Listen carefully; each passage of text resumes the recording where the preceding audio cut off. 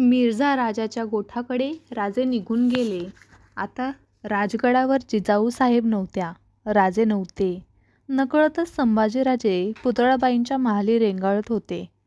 पुतळाबाईंची एकचित्त देवपूजा, कुणबी दासींबरोबर सुद्धा माया ओसंडत बोलणे, राणी वंशातील इतर बाईसाहेबांची अदब राखणे, सखू, रानू, अंबा, बाळीबाई या आपल्या मुलीच आहेत अशी त्यांची देखभाल ठेवणे, थोडकेच पण खूप काळ लक्षात राहील असे घंटानादी बोलणे आणि केवड्यांच्या कणसाभोवती पी धरून बिलगलेल्या असंख्य पात्यांपैकी एकाच पाकळी पात्याने बाहेर डोकावून पिवळ्या धमक उन्हात अंगभर तळपावे तसे त्यांचे सतेज दिसणे, या साऱ्या बाबींचा शंभूराजांच्या मनावर एक खोल ठसा त्यांना नकळतच उमटून गेला होता.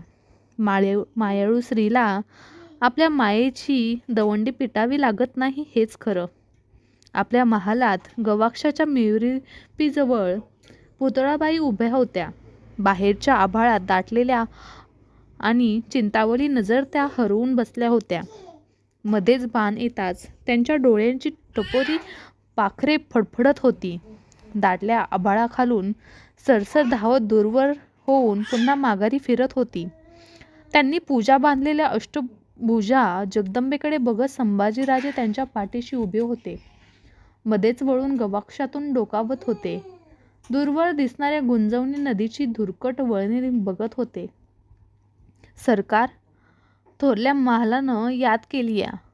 सोयराबाईंच्या खाजगीकडचा चंद्रा या कुणबिनी दासीने महालात येऊन अदबीने वर्दी दिली. ते ऐकताच पुतळाबाई मागे वळल्या. एक वार त्यांनी संभाजीराजांच्याकडे बघितले. पदरकाठ ठीक जमवून घेतला. चंद्रा कुणबीन आली तशी निघून गेली. चला बा राजे, थोरल्या महालाची वर्दी आहे म्हणत पुतळाबाईंनी जगदंबेच्या मूर्तीकडे नकळतच एकदा नजर दिली आणि शंभूराजांच्या खांद्यावर आपल्या सुवर्ण कंकणे भरलेला हात ठेवून त्या थोरल्या महालाकडे चालू लागल्या. आपल्या महालात निळाशार पदर पोताचा शालू नेसलेल्या देखण्या सोयराबाई आपल्या कन्या राजे बाळीबाई यांच्याशी काहीतरी बोलत होत्या. दगडबंद भिंती धरून 2-4 कुणबिनी अदबीने उभ्या होत्या. महालाचा उंबरठा ओलांडताच पुढे होत शंभूराजांनी मासाहेब सोयराबाईंच्या पायांना हात लावले. सोयराबाईंनी त्यांना उठून वर घेतले. बाळीबाई या सोयराबाईंच्या कन्या राजे पुतळाबाईंच्या बघताच धावत येऊन त्यांना बिलगल्या. त्यांचे दोन्ही दंड मायेने धरीत पुतळाबाईंनी सोयराबाईंना विचारले, का वर्दी देणं झालं आम्हास?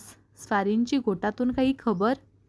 बहिर्जी आणि नागोजी राजपुतांच्या गोटातून आत्ताच गडावर आलेत. त्यांच्यासाठीच तर वर्दी दिली धाकल्याबाईंना. काय झालं? तहबंदाच्या आड असलेले पुतळाबाईंचे काळीज फडफडले. स्वारीनं सुलूक मान्य केला? पुरंदर, कोंढाणा, रोहिडा, माऊली, लोहगड असे 23 किल्ले आणि त्यांच्या दर्फेला 4 लक्ष होणांचा मुलूक राजपुतास देऊ केला. आता स्वारींकडं कुल 12 किल्ले आणि अवघ्या 1 लक्ष होणांचा मुलूक राहिला. स्वारी अशी कशी? पुतळाबाईंनी त्यांच्या लालसर सरळ नाककळीकडे बघत शांतपणे विचारले. ठीक आहे. उद्या कोंढाणा राजपुतांच्या माणसाच्या हवाली करून स्वारी मासाहेबांसह गडावर येत आहेत. सोयराबाई तुटक बोलल्या. त्यांच्या बिबेवानाच्या काळ्याशार डोळ्यात कसली तरी चिंता तरळत होती. ती गड किल्ल्यांची होती की राजांची ते कळत नव्हते. सोयराबाईंच्या तोंडून जिजाबाई आणि राजे येणार हे ऐकताच संभाजीराजांचा चेहरा पोतासारखा उजळून गेला. पुतळाबाई आणि सोयराबाई यांच्याकडे बराच वेळ आलटून पालटून बघताना शंभूराजे विचार करीत होते. या दोन्ही मासाहेब उजळ आहेत, पण मग एवढा फरक का वाटतो यांच्यात? त्या दोघी मासाहेबांचे बोलणे थांबलेले बघून शंभूराजे सोयराबाईंना विचारले, मासाहेब, तुम्ही केला आहे कधी कुणाशी सुलूक? या प्रश्नाचे पुतळाबाईंनी चमकल्या शंभूराजाकडे बघतच राहिल्या. सोयराबाईंचे बिब्बेवानाचे काळशार डोळे कसल्या तरी विचित्र तेजाने उजळल्यासारखे झाले. नाकाचा लालसर शेंडा थोडासा अधिक लालावला. त्या पटकन बोलून गेल्या, नाही. सुलूक आम्हास कधी पसंत नव्हता. आता स्वारीनंच तो मान्य केल्यावर इलाज नाही कुणाचा.